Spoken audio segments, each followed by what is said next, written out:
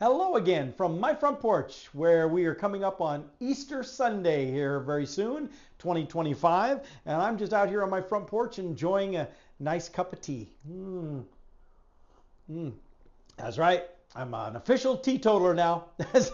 Well, at least sometimes. But especially these lemon teas. Oh man, of course I love lemon, and now that I have started finding out what it's the joys of drinking tea. I still don't drink coffee, but the tea is pretty good stuff. I do enjoy that.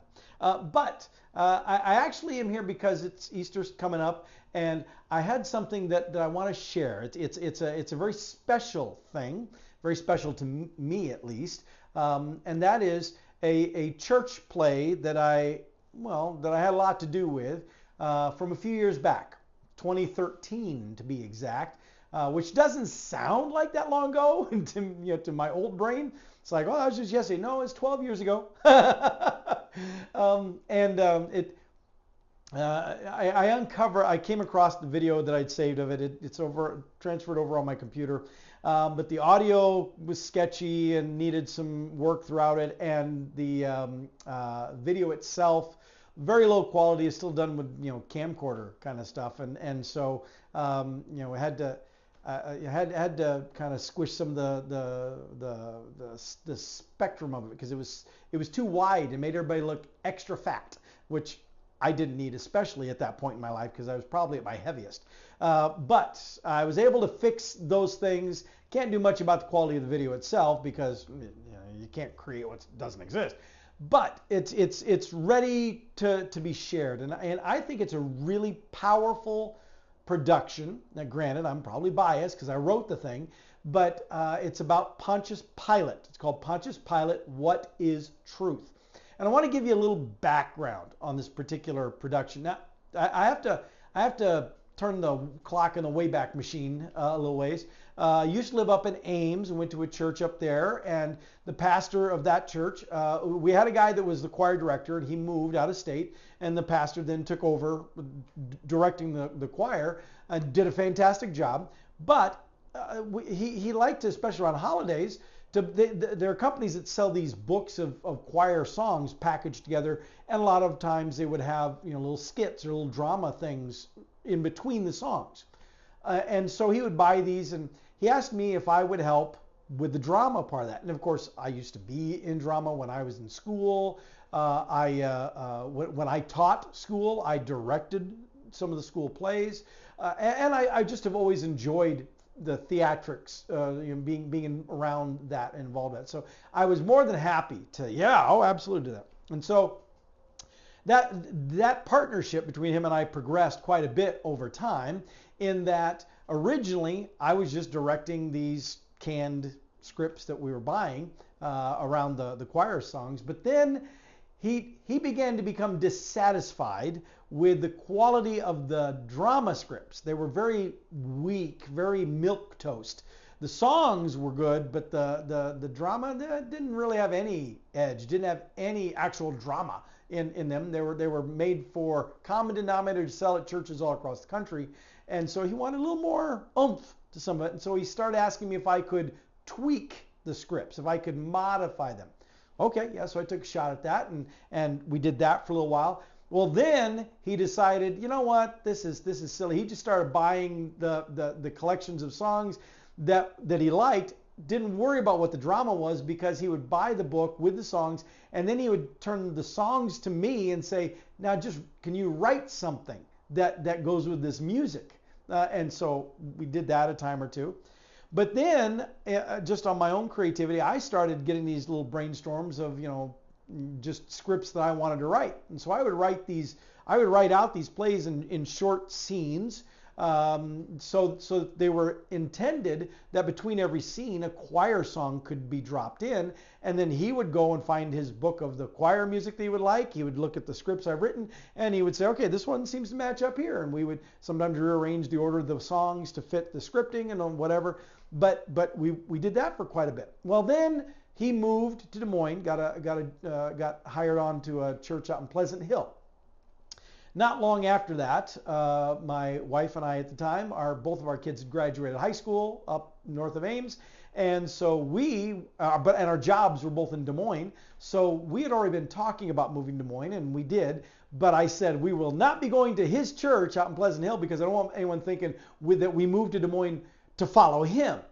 And so we tried several other churches, and they were okay. But we couldn't find one that actually fit well. And out of the blue, he messages me one day and says, "Hey, Paul, I don't know if you have found a church home yet, but if you have not landed anywhere, I'm looking at wanting to do some drama things out here, and I would love your help." Whoop, that was all the hook Paul needed. Okay, so we go to visit, and sure enough, we loved the church, and everybody there was wonderful. And so we declared it our church home, and we were there for quite a while. And during that time, I helped with church pride. We redid some stuff that we'd done up in Ames, but we also did some new stuff. Now, church plays and choirs, for that matter, they kind of go in cycles. For a while they're a really hot deal and popular. Everybody wants to be part of it, and then other stuff begins to draw people's attention, or there are times and they just can't commit to that, and it kind of goes down. Well, then it'll come back up, and they go in that cyclical thing. Well, so we'd gotten to the point where we're kind of now on the downside of that. Again, nothing against the drama stuff we had done. It just, the phase was about done, and we're going to have to. And so this production that I've tacked on here is the last one that I did. And it is a production, as I said, that I wrote. I did it. That Pontius Pilate was an actual, real individual. And there is actual historical fact about him, that he was a Roman military officer.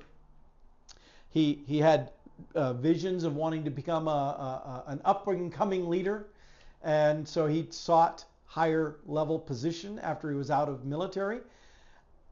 Unfortunately, for whatever reason, he finds himself sent to Jerusalem to govern over Rome's territory there, and he's not happy about this at all. Was not happy. And it got worse when he butted heads with the Jewish people that he was supposed to be overseeing, especially the Jewish leadership, who were also the religious leadership. And they were always undermining him. They were sending letters off to Caesar, complaining about stuff, and backdooring it. He would set a policy, and they would complain about it to somebody else that would come back on Pilate. And he just got so, and so he developed a real hatred for the people he was supposed to be governing. And then, in the midst of that, the situation with Jesus comes up. But even after that, those events were done, his angst towards the Jews, his hatred, his displeasure, caused him to over-respond in other situations. There was at one point after Jesus' death and resurrection, there was an uprising that Pilate squashed it severely, a bloody instance. So bad that Rome recalls him back to Rome to answer for what he's done. This is also historical fact. Now, what happens to Pilate after that? Nobody really knows. But there are a lot of theories, a lot of conjecture. Of course, one of the most common is he just got executed by Caesar. He couldn't put it, and that's possible. That may have been what happened. But there are other variations of what may have happened to Pilate with some, borderline legitimacy and, implied fact. And so ultimately it comes down to which do you want to believe, because there's no fact to back any of them up. So what I did was I took this concept. I was inspired actually to do this by the recognition that we pick on Pilate. We he's the guy who crucified Jesus. No, what a horrible evil monster he was, and blah blah. But I started looking at him a little differently, and I thought, you know what? If Pilate were alive today, he would fit in Washington, D.C. He would be just like almost every other politician there. He's opportunistic. He's looking out for himself. He's trying to please people. He's trying to appease people. trying to do the wheeling and dealing he thinks he needs to do for himself to get ahead. That's who I really genuinely believe Pontius Pilate actually was. He wasn't evil. He wasn't in league with the devil. He was just a man trying to look out for himself and his own career. With that mindset, I did this research, dug up as much fact as I could about Pilate and as much conjecture as I could, and I used all of that to write this script that actually picks up with Pilate before Jesus, when he actually, shortly after he shows up there in Jerusalem, through the events of the week leading up to Jesus' death and resurrection, and then some stuff afterwards too, the stuff that gets him recalled back to Rome. And I put it all together in almost an our town kind of environment. And by that I mean, in the production, we begin with Pilate in prison, where he's being interrogated by a representative of Caesar who's asking him, what happened? Tell your side of the story. And as Pilate, sitting off to one side of the stage, is in his jail cell, as he is recounting memories, other actors in full costume come just walking in, freeze, and Pilate stands up and walks over and steps into his memory. And it just goes on as if it actually happened, as the way it happened in his memory with what he's recounting the story. And every so often, Pilate will step back out of the scene and talk to the interrogator and then step back into the scene. I'd never written anything like that. I'd never even tried to direct anything like that. But I thought the script turned out really well. The downside is, when I did these church productions, there were some people who always loved to be in the productions, and I was happy to use them. But I also tried to bring in, fresh meat. I like to go, oh, you know what? That person could be, well, you'd be good. Yeah, you'd be, and I'd always get, oh, no, I couldn't do that. And I'd be like, oh, it's okay. And one of the things I really enjoyed about it was actually teaching people and coaching people through it. I love coaching people on things as basic as when you're on stage having a conversation with another character. Normally, this person's here and I'm talking to them and we're going to talk this, but that's on stage, that's not what, I'm not actually talking to this person. I'm talking to the character, but I'm talking to the person at the back row of the auditorium. And so if I'm talking to this person, I'm like this. But if I'm on stage, I'm doing that whole thing. You've seen it, where I step forward, the person's standing behind me, but we're both facing forward, even though I'm talking to the person and I'm talking out the audience. And you know what your problem is? You need to be, blah, blah, and they're responding now, and they're talking, and we're not even looking at each other. We're looking towards the audience so they can see our expressions. And you would never, if I'm talking to somebody in person, that's crazy. You wouldn't do that. On stage, it's acceptable, but it messes with your head when you're on stage. If you've never done that, it doesn't make any sense whatsoever. And so things like that it's a lot of fun to coach people on it, and then to see them get it, to see them perfect that and do that. And so I always enjoyed that. But here's the problem with this particular production. Because Pilate is in his jail cell and he's in his own memories, there's only one scene in the entire production that Pilate is not in the scene. And even then, he is still sitting in his cell off to the side. Which means Pilate never leaves the stage, and Pilate has dialogue in every scene. That means I wrote the part too big, way too big. Yeah, so I made the part too big, way too big, to the point that all of those nice people that I recruit from, church to come up, nobody would touch the part. Oh, the other roles in the play, yeah, I could find people for those, but nobody was willing to play Pilate. They all thought it, they read the script and they're like, that's an awesome part. But no way I can memorize all that. So the only way the production was going to happen was if I took the part. So I wrote the thing. I was already planning to direct it. Now I'm going to star in it. I did not set out to do the Paul Smith trifecta. Believe me, I did not. And afterwards, even though it was a rewarding experience, the experience itself about killed me. It was, oh my God, it was so much work. But I am glad that we did it, and I do feel very strongly about the production. I think it tells an excellent depiction of Pilate, if I may say so myself. I also think it's more than just comparing him to politicians today. I think it also makes a good job of pointing out that any of us would do the same thing that Pilate did. We would be motivated by similar things. So, I'll let you decide for yourself. Here you go. Pontius Pilate, what is truth?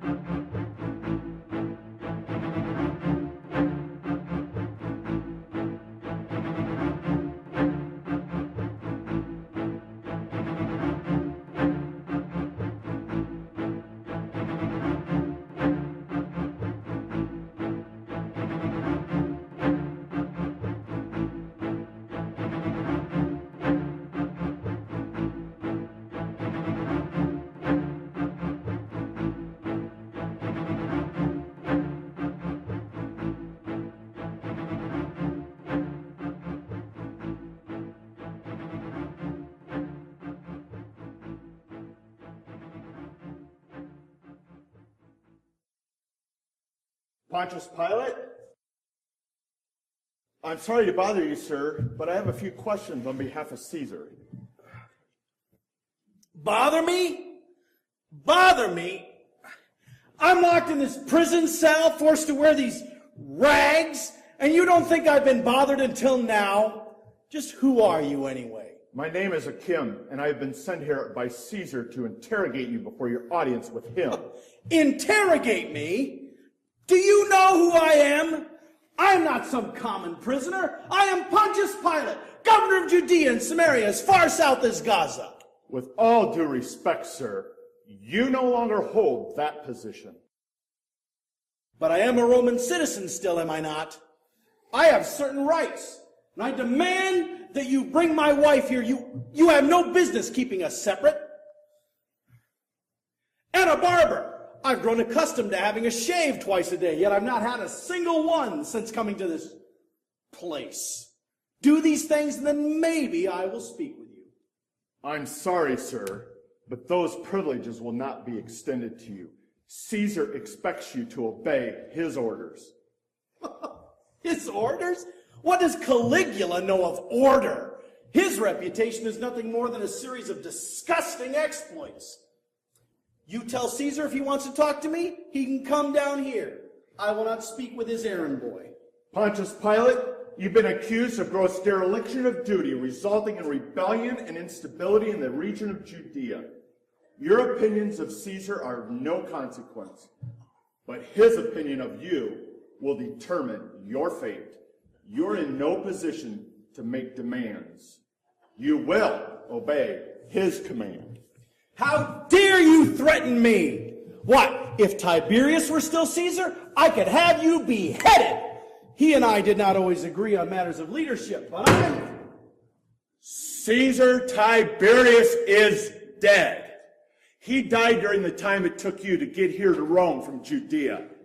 You are right, he did know you. He knew you well enough to strip you of your power and your authority and send you here to Rome to answer for your crimes against the Jews. None of that matters now. Caesar Caligula is on the throne, and he is most displeased with the mess that you created in Judea and the rumors of your profession of faith in a God king other than Caesar by the name of Jesus. His name is Jesus. The choice is yours. You either cooperate with me or you face Caesar without him ever hearing your version of the truth.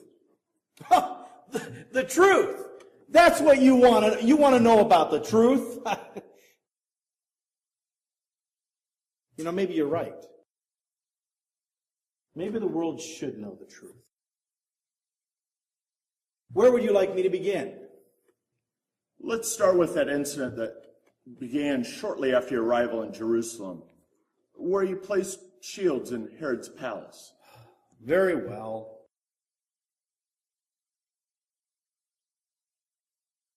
I'm telling you, I've never seen the countryside in such unrest. I know what you mean. If I didn't know any better, I think our brash new governor Pilate wanted them to break into all-out rebellion. When I was first sent to Judea, I wondered what I'd done wrong. After all, I'd been a valiant cavalry officer, a loyal Roman citizen. I'd worked hard for my position of power. Yet here I was, sent to this desert to govern over a discontented rabble. Civil unrest had bubbled under the surface for years, and my predecessors had done nothing to deal with it. So I decided it was important to send a clear message to the Jews as to who truly ran their land: Rome.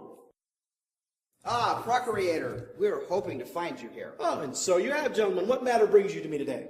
Well, Procurator, we wish you to reconsider your decision to keep the Roman battle shields mounted in Herod's palace. We understand your desire to show your authority, but we feel that this action will make it much harder for us as Romans to govern the Jews. Oh, but the shields are emblazoned with Caesar's name. Surely, as Roman citizens, you're honored to see the name of your emperor on display. As Roman citizens, yes, we are. But this is not Rome. Oh, but it is. Look around you, gentlemen. It all belongs to Rome. All the desolate wasteland as far as the eye can see. The Procurator, the Jewish leadership, they're very displeased. The Jewish leadership? Since when do Romans take our orders from the Jews? Trust me, gentlemen, they will learn their place soon enough. Thank you.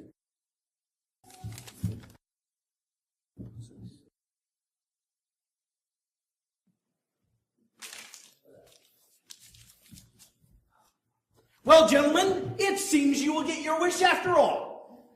I've been ordered to remove the shields from the palace by order of Caesar, based on a request from the Jewish leadership.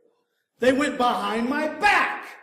And Tiberius, how dare he undermine my authority here? But those Jews, those wretched Jews, they'll pay for this, I promise you. I learned a valuable lesson that day. I learned that no one I governed in Judea could be trusted. And I certainly couldn't trust anything the Jewish leadership did or said. Did that have anything to do with your killing of Galileans in the temple in Jerusalem? The reports received in Rome say that it was an excessively brutal and bloody event. They deserved it. It seems apparent to me that your hatred of the Jews has clouded your judgment. You hated them ever since you went there to govern them. I can't help but wonder if that got you so involved in the religious matters. Religious matters? Is that what you're calling it? Religious matters? They wanted to kill an innocent man just because he disagreed with them. So you ordered the crucifixion of an innocent man.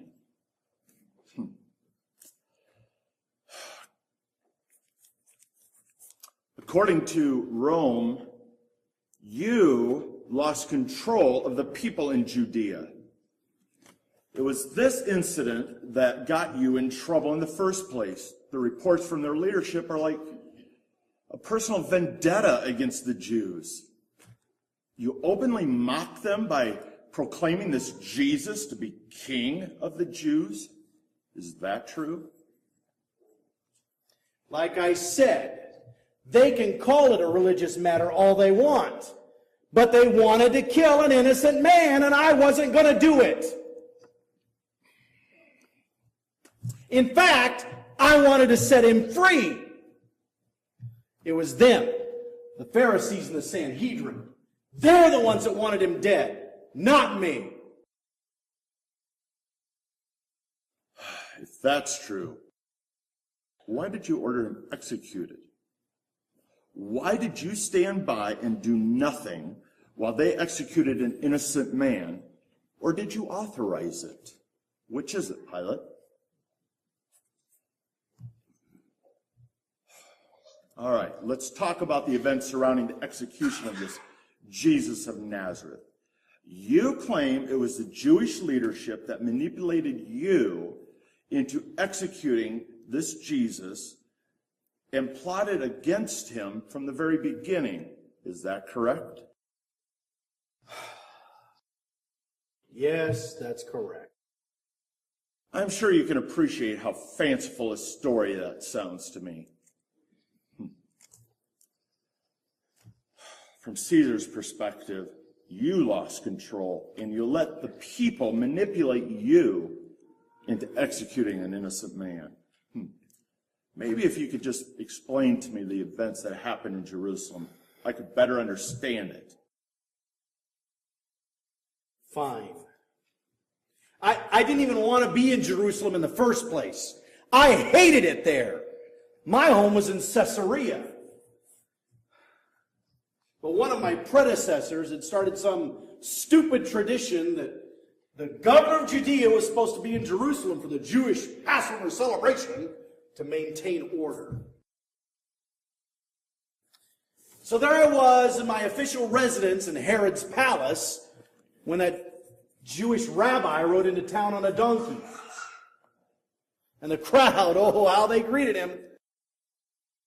They were singing and shouting his name. It was more than a parade. It was its own celebration. And it was then that my wife and some of the other women entered the palace courtyard.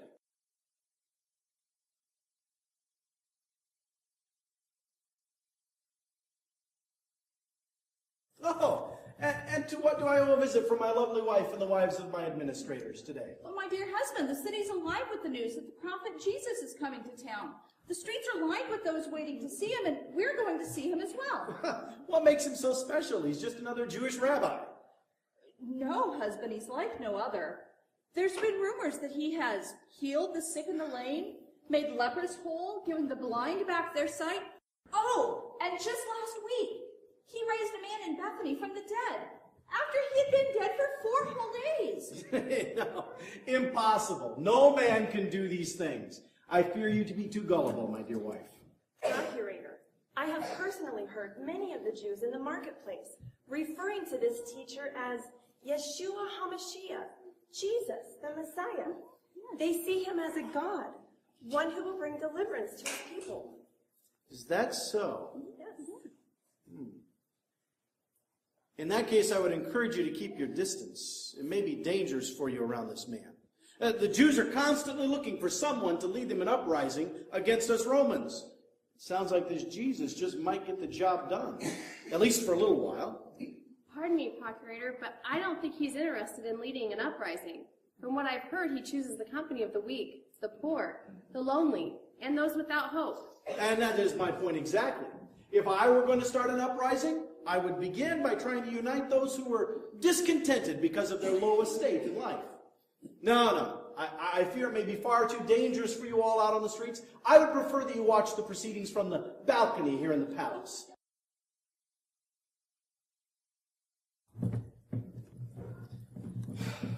And what did you do upon hearing this? Reconnaissance.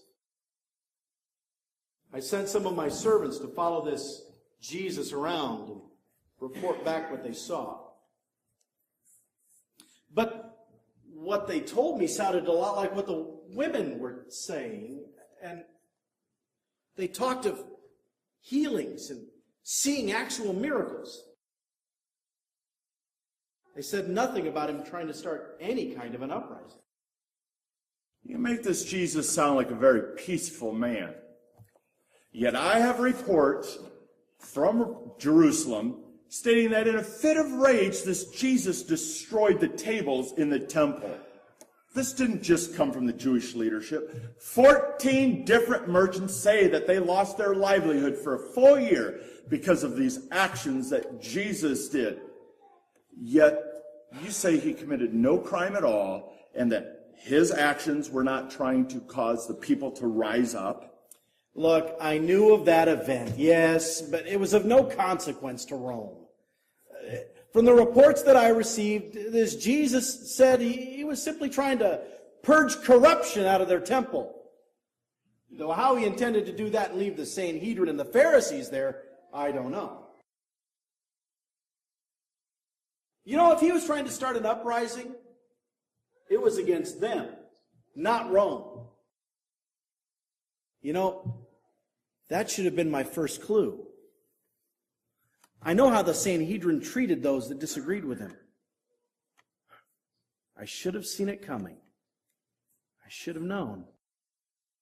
If I'm to accept all this, then I'm unclear of how you came to the decision to have Jesus crucified.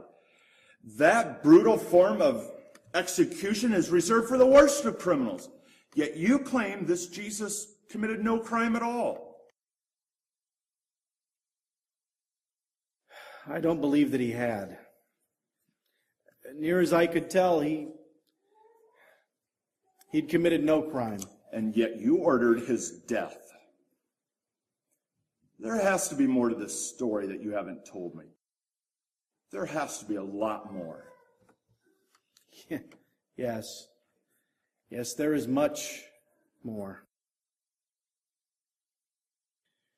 And this part of the story I know very well. It has haunted me every day since. I was in the main hall of the palace when I was summoned out to the courtyard. I was told that a delegation of temple priests had a prisoner that they wanted me to deal with. Well, I certainly hope that this is more important than that childish report we had from a few days ago of Jesus destroying their temple. Now, childish or not, we must take their grievances seriously. Yes, or they'll take their matters directly to Caesar again.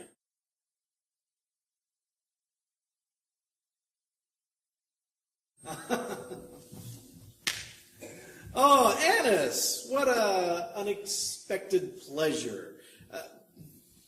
Where's Caiaphas? He usually speaks for you during our visits. Though he is not with us, I still speak with his authority. Oh, yes, of course you do, yes. Would you and your party care to come inside? We cannot enter the residence of a Gentile. We would be defiled and unfit to eat the Passover. Well, we wouldn't want you to become defiled, now would we? Jewish traditions. All right, so, what urgent matter brings you to me this time? We have brought you the one named Jesus and wish for you to deal with him. Has he committed some crime? We would not have brought him to you if he were not a dangerous criminal. And are you going to tell me what crime he's committed, or am I just supposed to guess? Oh, blasphemy! Yes, blasphemy! Blasphemy! Yes. Gentlemen, if he has blasphemed your God, that is a matter for you to deal with, not me. Good day. Wait, Procurator. You've not heard all the charges against this man. That's correct. Is that so? Well, what else is there? Well, he has actively taught against paying tribute to Rome. Yes. Yes, he's attempted to turn the hearts of the nation away from Rome and towards himself. That's right. He started a political revolution, declaring he's the king of the Jews.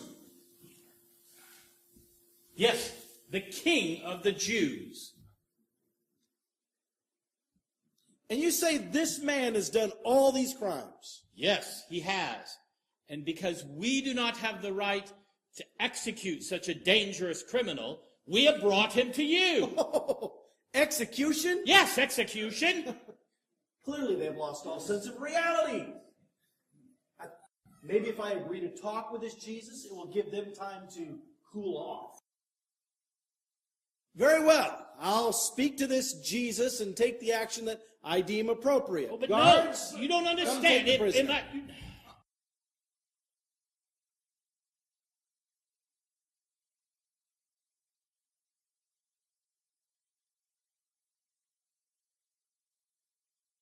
I'm curious, sir. Sir, Pontius Pilate, I have a question. You know, I watched him through all of that. He didn't argue. He didn't deny. He didn't defend. He didn't attack. I'd never seen anything like it before. I'm curious as to why you even honored these allegations against this Jesus, especially if you didn't think they were genuine. I remembered the debacle of the shields in the palace, and I was afraid the temple leadership would make a big deal about this too. I was afraid that my career wouldn't be able to withstand another such report to Rome. I was more concerned about my career than about Jesus. Did you actually interrogate Jesus? Yes, I did so personally. Do you remember what he told you? Oh, I will never forget it for as long as I live. Elaborate.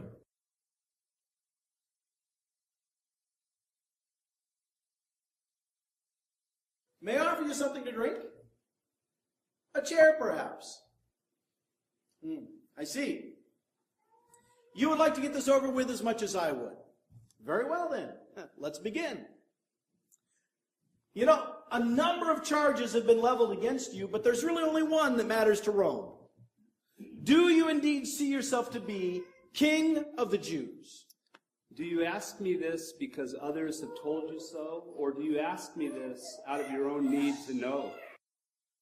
Well, I am not a Jew. Your own people, your chief priests, have brought you to me. I simply want to know your side of the story. Do you indeed see yourself to be King of the Jews? My kingdom is not of this world. If my kingdom were of this world, then my servants would fight to keep me from being handed over to the authorities, to the Sanhedrin, and to you. But my kingdom is not of this world. So then you are a king. For this reason was I born, and for this reason did I come into the world. You are right in saying I am a king. But you will not say it, will you? Perhaps you wish to keep it a secret. But why would a king wish to keep his identity secret? If not for revolution, then what?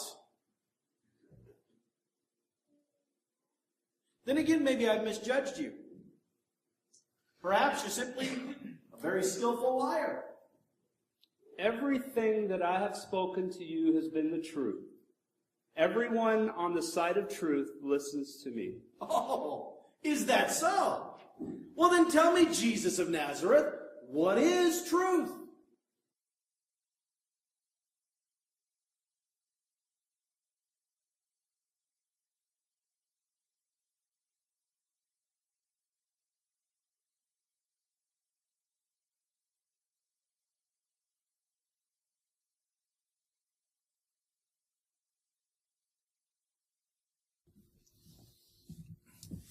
I can find nothing wrong with this Jesus. He is not a threat to Rome. He does not appear to have committed any crime. I have no reason to hold him in prison, let alone execute him. This is an outrage. This man is a dangerous criminal. He has stirred up the people all the way from Galilee to Jerusalem. Oh, did you say Galilee? Yes, with his talk of being a king and starting a new kingdom. He has gone from Galilee clear to Jerusalem. Yeah, hold on. That's it. That's how we get out from under this and put it on to somebody else. Galilee. Of course. Galilee, that's under Herod Antipas authority. Exactly. Brilliant. Now what we must do is convince him to deal with Jesus. And I would like the two of you to go speak with him personally. Convince Herod to deal with his Jesus, and we will be free of this mess.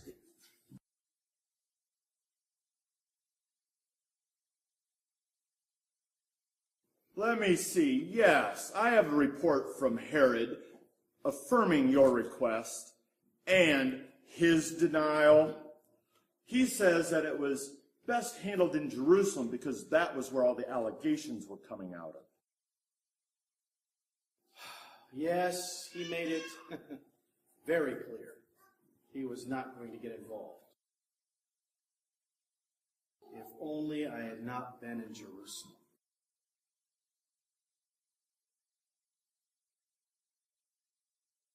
Because I can find no fault with this Jesus, I have no choice but to release him. No. But I can appreciate that you have a need to demonstrate to your people he's not a god nor a king, but just a man. Therefore, I'll have him thoroughly flogged before I release him. No! Execution! He must be crucified! You don't understand! Releasing them!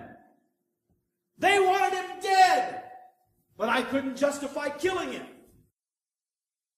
It was then I had the idea that if I could show the people Jesus was not the threat that their leaders claimed him to be, I could set Jesus free and undermine their authority at the same time.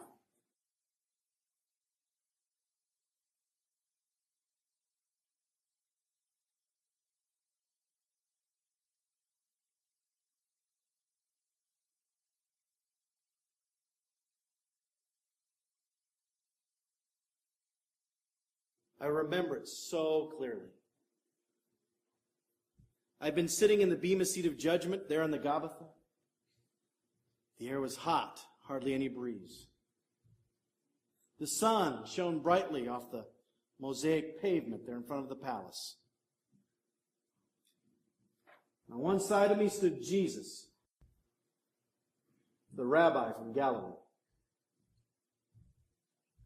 On the other side stood Barabbas, condemned murderer and criminal, a political terrorist. I was sure this was going to work. People of Jerusalem, Judea and beyond, I, Pontius Pilate, in honor of your Jewish Passover celebration, shall release to you one prisoner, but I shall allow you to choose. I offer you Barabbas, a condemned murderer, or Jesus of Nazareth, a teacher and rabbi.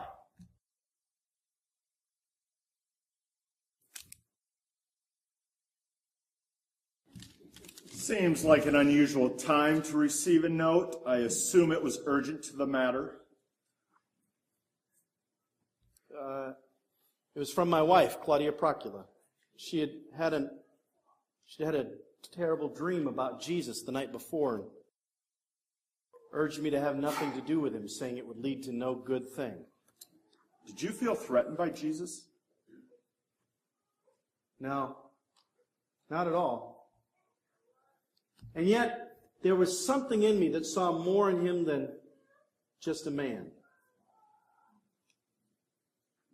That part of me did have some apprehension, some fear.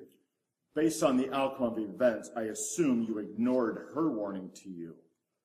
What happened next?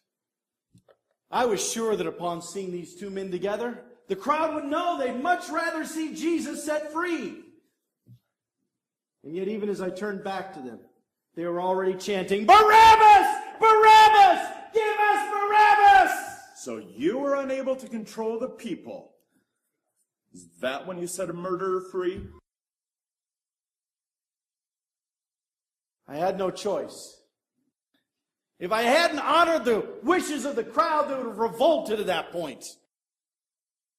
I had to set Barabbas free.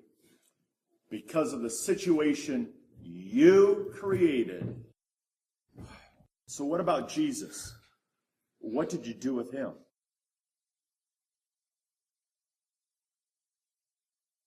I wanted to release him. I really did. But the crowd had not forgotten about him. The priests led them on with shouts of his blasphemy.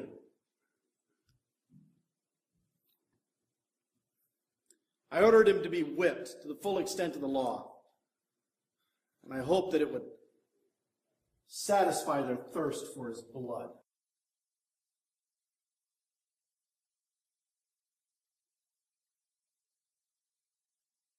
Caesar will no wonder doubt who was actually controlling Jerusalem at this point. Was it you, or was it the crowd led by the temple priests?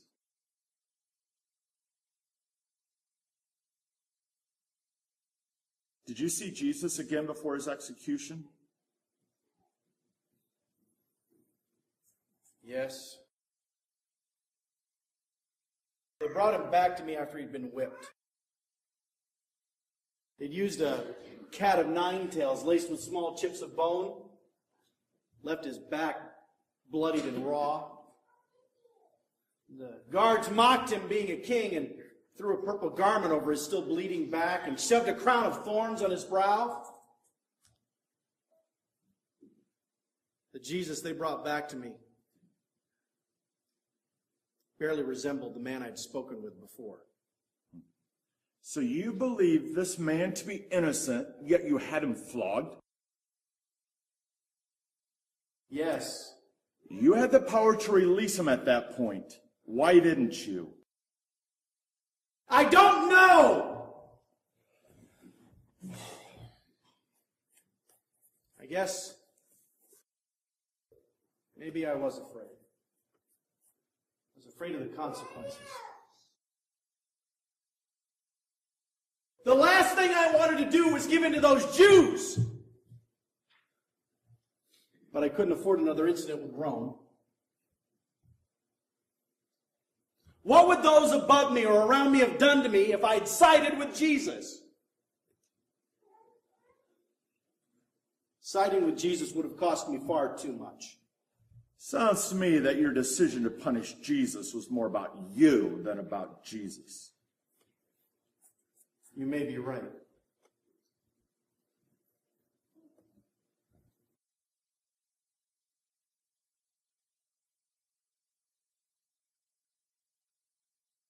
I was so disturbed by how he now looked. I thought maybe I could show him to the crowd. Maybe they'd be happy, because surely no one could take him seriously as a king when he looked like this. But I was wrong again. Behold the man! Crucify!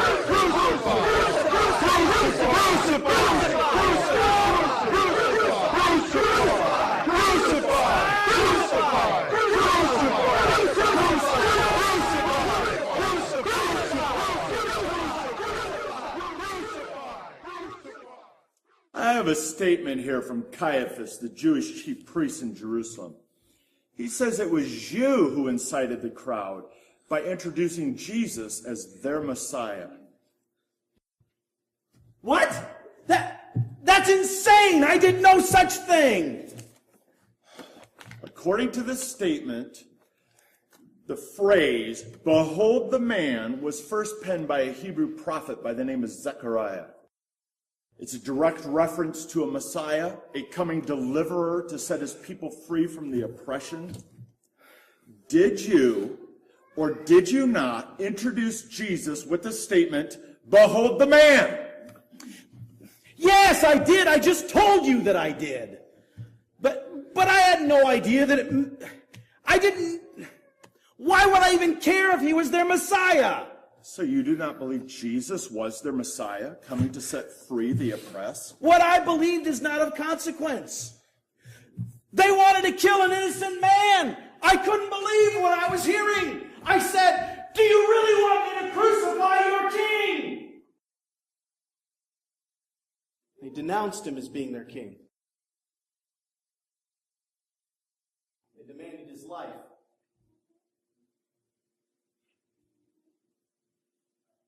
So I gave it to them.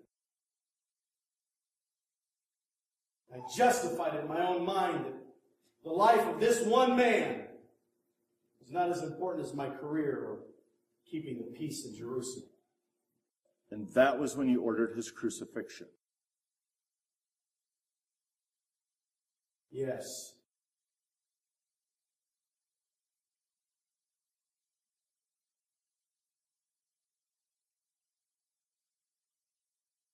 No, wait, stop! Release him! Release him!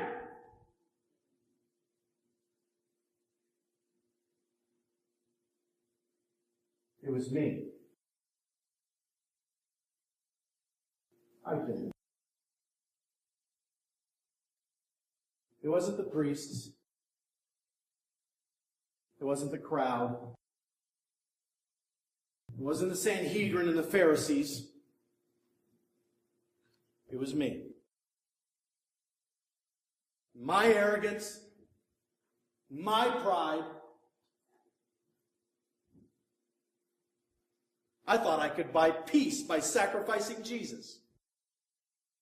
How could I have been so blind to the truth? The truth. So the execution took place without incident? Yes.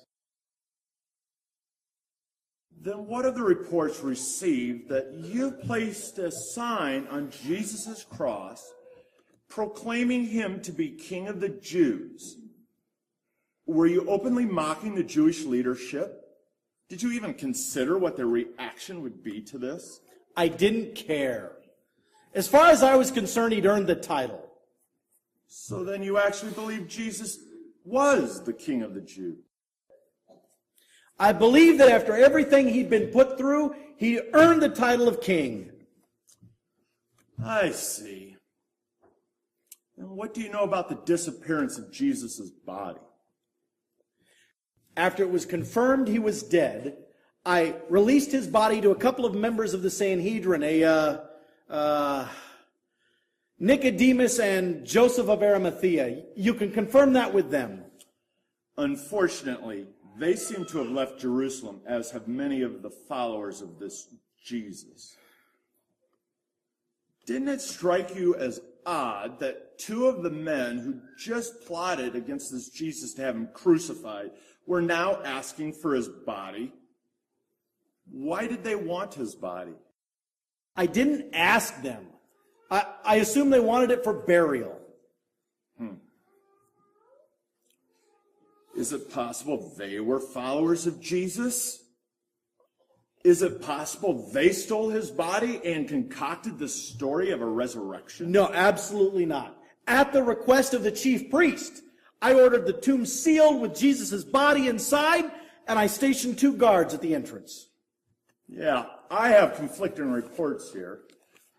This one says that the guards fell asleep. This report says that they ran in fear. And this report tells me that the guards were incompetent. How reliable were these guards? Look, question me if you must, but do not question the men who are under my command. Those are good soldiers who did their job well. Then how else do you explain the rumors of Jesus' resurrection?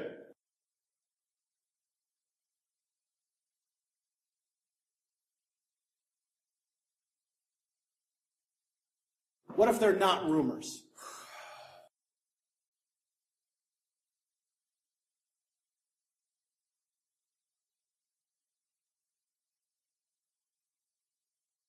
You see, I told you he was gone.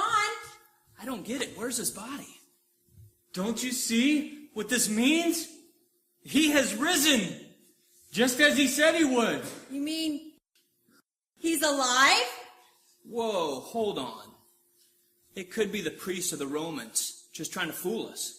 Why would they do that? What if it's a trap? For all we know, they're watching us right now, waiting to arrest and crucify us too. No. Something amazing has happened here. Something wonderful. Children of Abraham. Children of Abraham. What are you seeking? It's a spirit come to torment us. No. It is a messenger from God. We seek Jesus. What have you done with his body? You will not find him here. This is a place for the dead. God's Son is not dead. He has defeated death and the grave. Jesus is risen. Yes, we must tell the others. So are you telling me that you actually believe this Jesus rose from the dead? I don't know what to believe. But this much I do know. If any man could do it, I believe this Jesus could. You surprise me. The Pilate I've heard so much about would never give in to rumors and superstition of a lesser people, such as the people you governed in Judea. No, the Pilate I've heard so much about is selfish, disciplined, ambitious, and determined. You're increasingly sounding like one of these Jesus followers, and Caesar will be most displeased with this. Perhaps we can discuss the crime that got you removed from power in the first place. Your violent suppression of the Samaritans. Look, I had given those people exactly what they wanted. I killed an innocent man just to appease them. And yet still they resisted me and threatened uprising. So, yes, when this uprising in the area of the Samaritans grew, I drew on my military experience, got together my Roman guard, and I crushed their little rebellion once and for all. Sometimes strategy is more important than power. Your violent suppression of the Samaritans has prompted a formal complaint from Ventilius. What did I do wrong? Did Rome want the uprising to continue? You can't reason with those people. I tried reasoning with them on the matters of Jesus, but they wouldn't listen. All they understand is violence. Interesting. Even though 10 years have passed since the incidents with this Jesus, you seem to base all of your decisions upon it. Is it possible that your encounter with Jesus affected you more than you indicated? Do you want to know how it affected me? I knowingly sent an innocent and righteous man to the death of a criminal. I have had to live with that decision ever since I made it. I sold my own soul to appease them. And yet still, every time I turned around, they threatened to report this thing or that thing to Rome. So yes, when this uprising in the Samaritans grew, I'd had enough. Pilate, it seems clear to me that your hatred of the Jews has clouded your judgment and made you ineffective as governor in Judea. You blame the Jewish leadership for manipulating you into executing an innocent man. And you've engaged in acts of revenge ever since. I think I have enough to fully brief Caesar on what really happened. What do you suppose Caesar will say? You will most likely be beheaded. The peace of Jerusalem and Judea is important to the empire. Your life is a small price to pay for that. So, the life of one man is a small price to buy peace, is that it? I had that theory once too. Guards! Akim, wait, there's one more bit of information I'd like to tell you.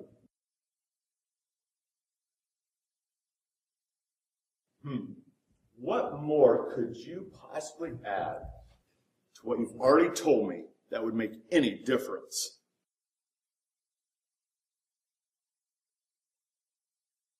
I'd like to tell you who truth is.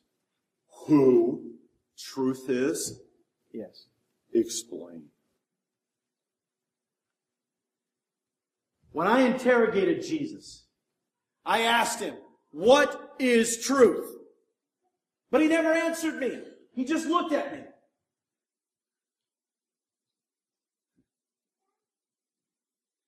During the journey to Rome, my wife and I spent many hours discussing the matters of Jesus.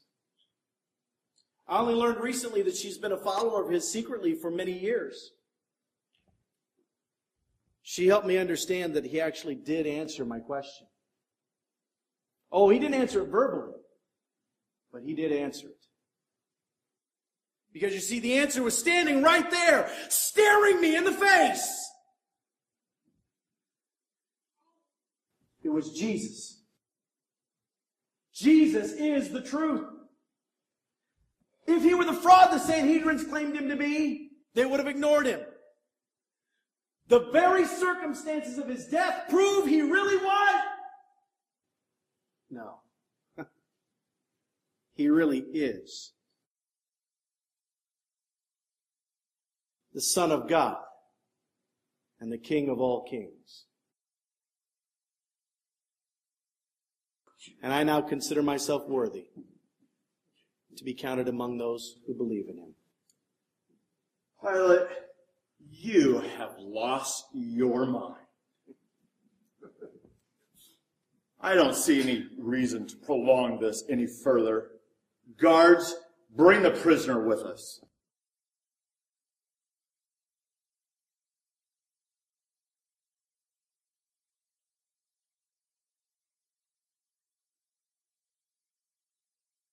Pilate's question, what is truth, I think is especially relevant in the world we're living in today. Everything that we have known as truth or recognized as truth seems to be being challenged or under attack in some fashion or another. And the real issue that has to be grappled with is not so much what is truth as who is truth. Jesus didn't claim to know the truth. He claimed something much more radical. He claimed to be the truth. He didn't say, I know the truth. He said, I am the way, the truth, and the life. In this story of the life of Pilate, Pilate at the end of his life, as some conjecture, actually became a Christ follower. And in this Easter season, that's really what it's all about. It's not about a religious recognition of a historical event. It's about embracing the one who is the way, the truth, and the life. And our gathering together tonight and the drama that you've witnessed is really intended to challenge us along those lines. And I think we would do the kingdom of God disservice if I didn't give an opportunity for you to make a decision, if you've not made one, to become a Christ follower, to follow the one who is the way, the truth, and the life. Would you bow your heads with me just for a moment? Tonight I'd like to simply ask, if you do not know Jesus as your personal Lord and Savior, if you've not made a commitment to follow him, or you've drifted from that commitment, tonight would be a wonderful night on this Good Friday evening that commemorates the crucifixion of our Lord and his sacrifice for our sins, to say, Jesus, tonight I want to surrender my life to you. If you're in that place tonight, would you simply raise your hand so I can pray with you? Thank you. Someone else tonight? This would be your night. Thank you. Thank you. Someone else? Yes, thank you. Is God speaking to your heart? This would be a wonderful night. Yes, thank you. Yes, thank you. This would be a great night for you to surrender your life to Jesus Christ. I'm going to ask those of you that raise your hand to pray this prayer with me, and I'd like everyone in the house to pray this prayer along with me, to encourage those who are responding to the Spirit of God dealing with their lives tonight. Everyone, if you'd pray with me. Dear Jesus, I acknowledge my need of you as my Savior. I have failed you, and I cannot follow you in my own strength. I need you to be my Savior, to forgive my sins, and to make me new. I believe that you died on the cross so that my sins could be forgiven.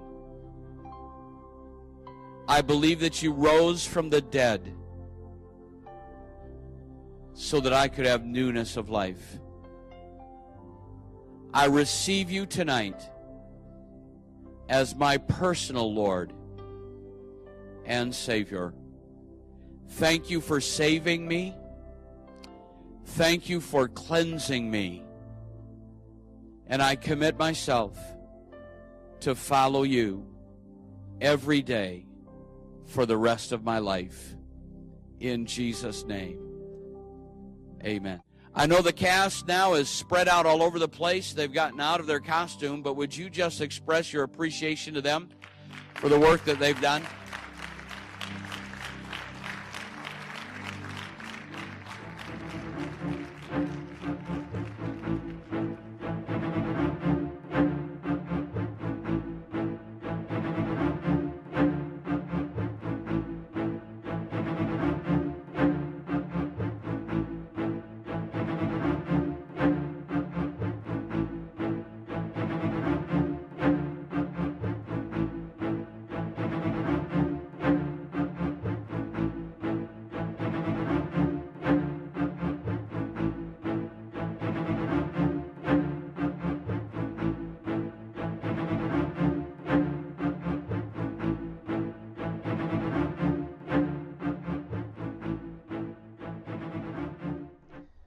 Well, there you go. Pontius Pilate, what is truth? As I said, this is, if you made it all the way to see me now at the end, I think you ought to get like a reward for that or something. You need to let me know that you did that so that, I can figure out some way to reward you for doing that, because good on you. I do have to call out, there's some, one of the great things also about going back and watching videos like this is you see moments of people that maybe you haven't seen as much anymore. And one thing that always struck people as interesting, and they thought that I created this situation. I did not. But the woman playing my wife, I'm playing Pilate. The woman playing my wife, her name is Claudia. That was my wife at the time. Pilate's wife's name was Claudia. Seriously. And so my Claudia was playing his Claudia while I was playing him. So maybe that connection between me and Pilate was not just but that was interesting to be reminded of that. There are other friends that I have on Facebook still that some that I haven't seen almost since this time. Mandy Bauer was one of the friends of Claudia. And I haven't seen her in years, but we recently got reconnected on Facebook, and that's one thing I love about Facebook. You can do that.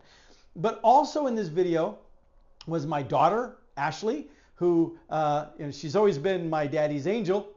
Well, now she was an angel. She's right there. But also, and this is a little poignant, a little bittersweet. A son of some really great friends of mine, Stacy and Paul Spragg, and is their son McKeehan Spragg. And not too long after we did this production, he had a car accident and rolled his car and was paralyzed. And so watching him in this video, walking in and out as a soldier, it's capturing that moment in time, but then, it's like, oh man, how life changed.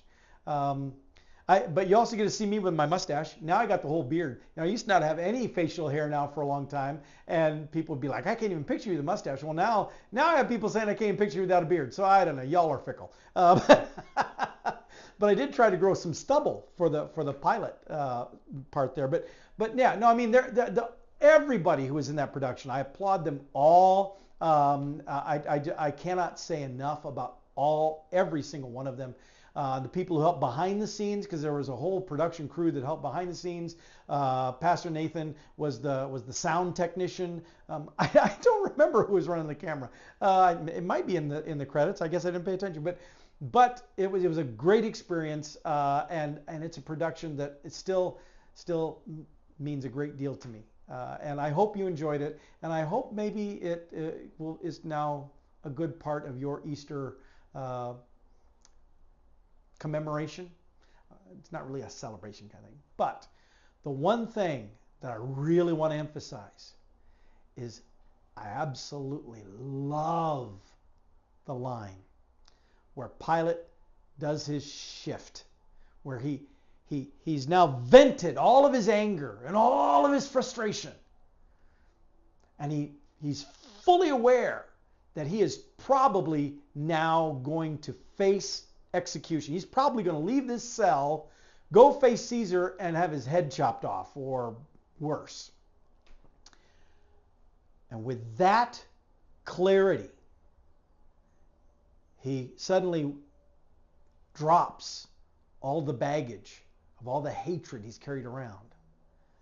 And he realizes, as he says to Akim, the scribe, he says, I asked Jesus, what is truth? But Jesus showed me who was truth. As he says to Akim, I want to tell you who truth is. That whole segment in there, I just think, ooh, yeah. And I would love to take credit for it, but honestly, I think that I had some really tremendous divine inspiration putting that script together, because I don't normally like looking back at my own work and saluting it and applauding it, but yeah, this production, it's powerful. I enjoy watching it. I enjoy what it does to me here, and I hope you will agree.